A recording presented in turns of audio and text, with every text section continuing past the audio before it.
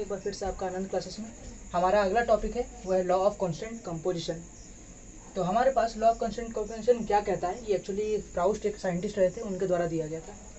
तो हमारे पास है in a given compound constituent element always combine in a fixed ratio. कहने का मतलब ये हुआ कि कोई भी कंपाउंड है वो हमेशा एक फिक्स्ड रेशियो में ही कंबाइन करेगा मास के। कहने का मतलब ये हुआ, हम एक एग्जांपल के थ्रू देख सकते हैं। H2O लिक्विड जो हमारे पास, जैसे पानी आप पी रहे हैं, अब कोई जापानी आदमी पानी पी रहा है, कोई भारतीय आदमी पानी पी रहा है, कोई बांग्लादेशी आदमी पानी पी रहा है, पानी तो पानी ही रहेगा, पानी चेंज तो होने वाला नहीं है। तो पानी एक्चुअली होता है हमारे पास H2O, ऑक्सीजन का मास होता है 16, हाइड्रोजन का मास होता है 2। जब आप इसका अनुपात लीजिएगा, जब आप इसका रेशियो लीजिएगा, तो जापान में, इंडिया में, बांग्लादेश में हर जगह 16/2 ही आने वाला है, वो चेंज नहीं होगा।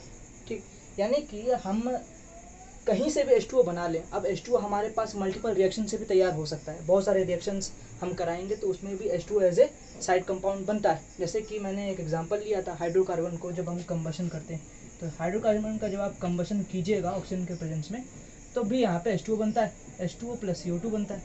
तो इसका मतलब ये थोड़ी कि ये H2O में ऑक्सीजन व हाइड्रोजन का रेशियो चेंज हो जाएगा, जी बिल्कुल नहीं। ये लॉ ऑफ कांस्टेंट कंपोजिशन को वेरीफाई करता है। यहाँ पे ये बताता है कि H2O आप कहीं से बनाएं, वो हमेशा मास के रेशियो में, यानी कि आप ऑक्सीजन और हाइड्रोजन का मास लेकर चलिए, वो हर जगह सेम ही रहने वाला है।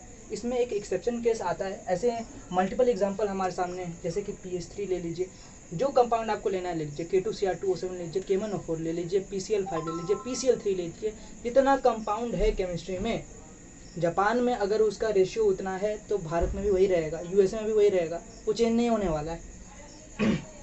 अब इसमें एक्सेप्शन केस कहाँ पे आने लगता है?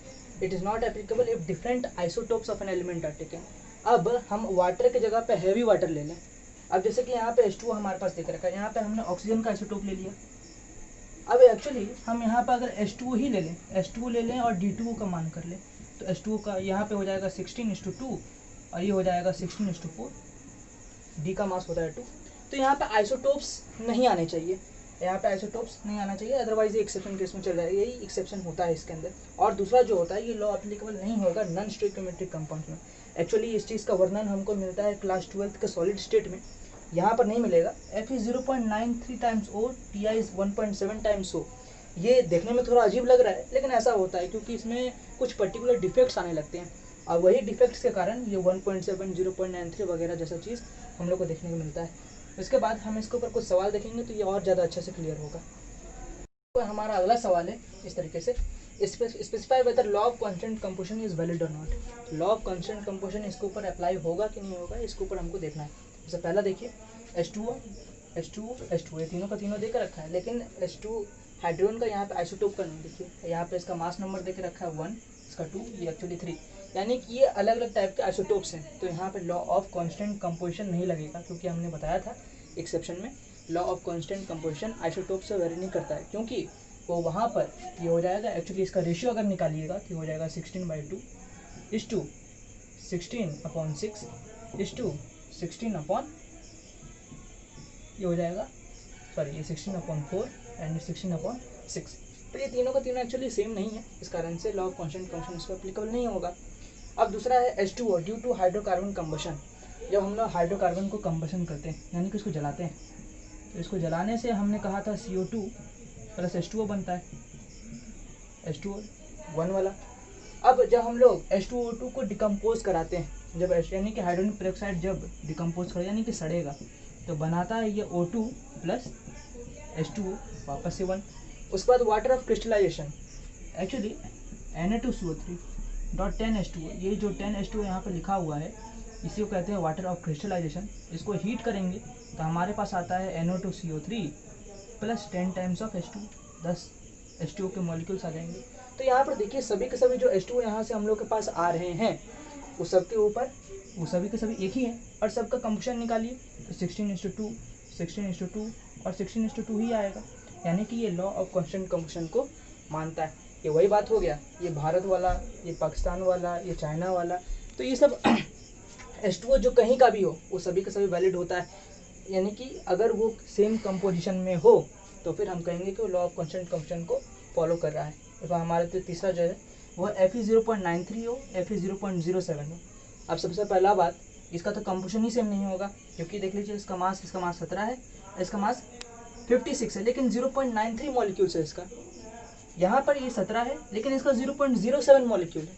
अब इसका मास एक्चुअली हम अगर लिखना होगा हमें, तो हम इसको लिखेंगे 17/0.93 टाइम्स 56 मास होता है फेरस का, और इसका लिखेंगे 17/0.07 टाइम्स 56। ये दोनों सेम होगा? बिल्कुल नहीं होगा। इस कारण से लॉ ऑफ कांस्टेंट कंपोजिशन को वैलिड नहीं मानता है, ये मानता है। हमारे पास जो नेक्स्ट है वो है D2O। अब यहाँ पे ऑक्सीजन का यहाँ पे आइसोटोप आ गया है, इस कारण से वापस ये वैलिड नहीं होगा, तो ये भी कट जाएगा। अब हमारे पास PCl5 देकर रखा है, ये इंडियन लैब में बनाया हुआ है PCl5 और USA के केमिस्ट्री लैब में बनाया गया PCl5।